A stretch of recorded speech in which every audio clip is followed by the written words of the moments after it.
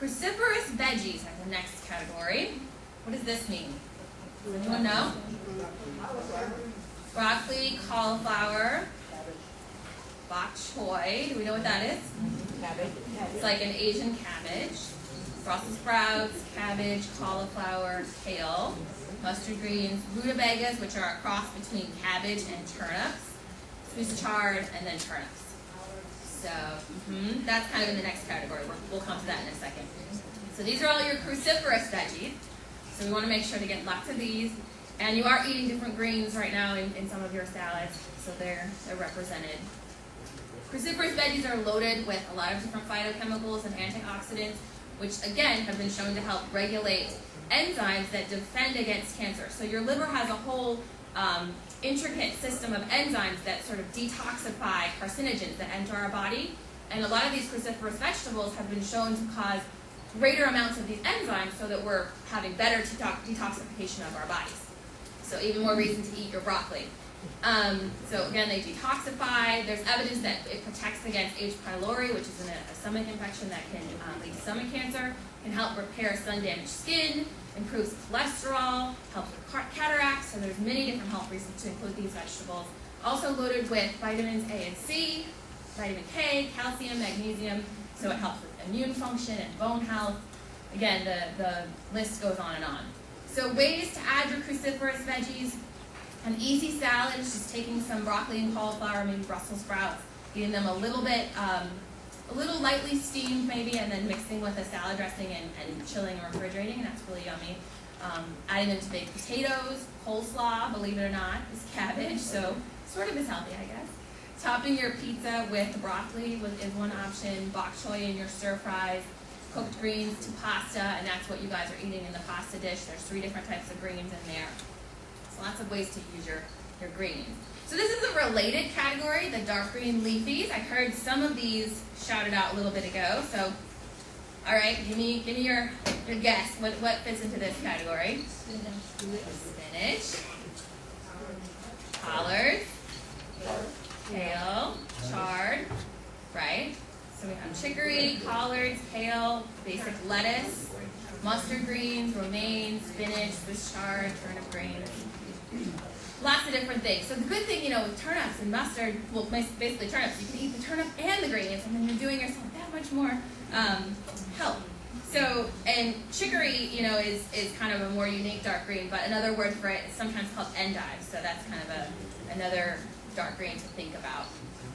Just like I mentioned with some of the other foods we talked about, they're loaded with antioxidants, which can help protect the body from free radicals. And free radicals can lead to cancer growth, so we want to protect ourselves from those. They can inhibit the growth of certain types of cancer cells, protect the brain from oxidative stress, promote eye health. They're also loaded with vitamins A, C, folate, magnesium, which helps with cardiovascular health and eye health, blood pressure, anti-inflammatory properties as well. And just like Popeye said, they're loaded with iron, so that helps with our energy. It's very important, especially sometimes if you're on chemotherapy and you need a little extra iron. How can we get in our dark green veggies? This first little point is kind of a trick that I started doing a few years ago. If you take like the frozen block of spinach, that's like the chopped spinach, if you let it cook in tomato sauce, you get kind of like a thick, chunky spaghetti sauce that you can use for your pasta. And it's a really good replacement for meat. And you don't even notice it if you have picky children. That's one way to kind of sneak in some of those greens. So I always like to try that. Experimenting with different greens. Some of these greens aren't the best raw. They need to be cooked a little bit to get rid of their bitterness. But you can try it. You might like it. Adding it to omelets, adding it to lasagna. There's countless ways that you can use your greens. Or one of the sort of easiest ways that I like to prepare greens is just garlic and olive oil in the skillet, put the greens in, and you're set. So it takes a little practice kind of figuring out exactly when they're done, but that's one way that I like to do it. Next category is your fish and seafood. So lots of things in this category. I just listed a few: the cod, halibut, salmon, scallop, shrimp, tuna. People get a little concerned about seafood. They're like, oh, well, the mercury is so high. How am I going to be able to eat seafood? Honestly, unless you're pregnant, lactating, or under the age of 5, you don't really need to be worried about mercury consumption. I think most of us in this room are probably not in any of those categories. So the benefits of consuming the fish totally outweigh any risks that you're going to have with mercury. And the smaller fish, like the ones listed on the slides, are lower in mercury, so you don't have to worry quite as much about the mercury level. The larger fish, like swordfish, king mackerel, shark, and tilefish, are ones that are higher in mercury just because they're higher on the food chain, so they've eaten more of the smaller fish and kind of concentrated the mercury in their fats.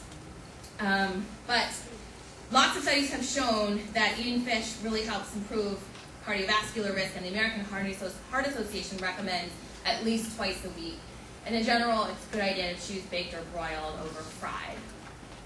So you've probably heard that fish are loaded with omega-3 fatty acids. It's a particular type of long-chain fatty acid that is essential, meaning our body doesn't make them. We don't have any way of making them ourselves, so we have to get them from food. And fish is the best source out there. People who are consuming lots of fish have a decreased risk of stroke. So again, it promotes cardiovascular health. There's less inflammation because the omega-3 fatty acids are an anti-inflammatory food component versus omega-6 fatty acids, which are more of a pro-inflammatory component. Again, a lot of these things listed are associated with heart health, but there's more evidence coming out about the importance of omega-3s and cancer. So there's actually new clinical studies and clinical trials that are coming out to look at this and giving supplements and how does it work. Fish and seafood are also loaded with lots of different important vitamins and minerals like B12, B6, D, niacin, magnesium, selenium, and potassium. So, and it's a great way to get healthy low-fat protein, or healthy fats at least. So here's some options for getting in your fish. Trying anything listed there, serving them over a bed of greens with your favorite dressing, having a little appetizer, adding shrimp to your stir fries. Tuna salad sandwiches are always a personal favorite. They're easy to do, so that's one way to take advantage. And the thing is, sometimes people just don't like fish. When I was growing up, we never ate fish. My mother didn't like fish, so we never ate it. And she was sort of the person in charge. And so it's been, it's still been a challenge for me to kind of learn to eat fish, and I'm getting there. I do like tuna, but if you're not a fish lover, start with some of the more mild fishes, and then another option may be to take an omega-3 supplement, and we can kind of talk about that towards the end. And I'll talk about some plant sources too in a little bit. So the next category is your garlic and allium veggies. So I already gave one away, garlic. What else is in this category? Onions, scallions, leeks, right, chives. Those are the main things. Oops. So those are the ones listed there, and this is the family of allium veggies. So lots of flavors here. These veggies are loaded with what's called organosulfur compounds, which again have been shown to be protective for heart health, lowering blood pressure, triglycerides, and cholesterol. They've also been shown to slow or stop the growth of many types of tumors.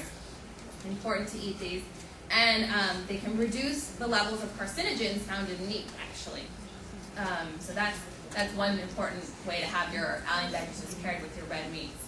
They're loaded with vitamin C and B6, selenium and manganese, which are important antioxidant nutrients, so they can protect your blood vessels, and they're also a good source of chromium, which helps with blood sugar control. Some interesting statistics. In one study, patients who consumed the most garlic had 39% reduced risk for cancers of the oral cavity, 57% reduced risk for esophageal cancer, 26% reduced risk for colorectal, 44% for laryngeal, which is throat, 10% for breast cancer, 22% for ovarian cancer, 19% for prostate, and 31% for renal cell, compared to those who ate the least garlic. And the numbers are very similar for people who consume onions as well. So even though you may not, want to sit too close to your neighbor, you should certainly consume these things as much as possible. And hopefully, your house won't smell too bad. I think they smell good. So how can you use it? I probably don't have to explain how to use garlic. I know it's sort of a staple in everything. But using garlic as much as you can, starting off your stir fries, or mixing them with olive oil and sauteing your veggies that way, adding them to spaghetti sauce. Onions in Mexican food are always a favorite of mine. And then adding green onions to rice for a flavor boost. So lots of ways to use these things. So experiment.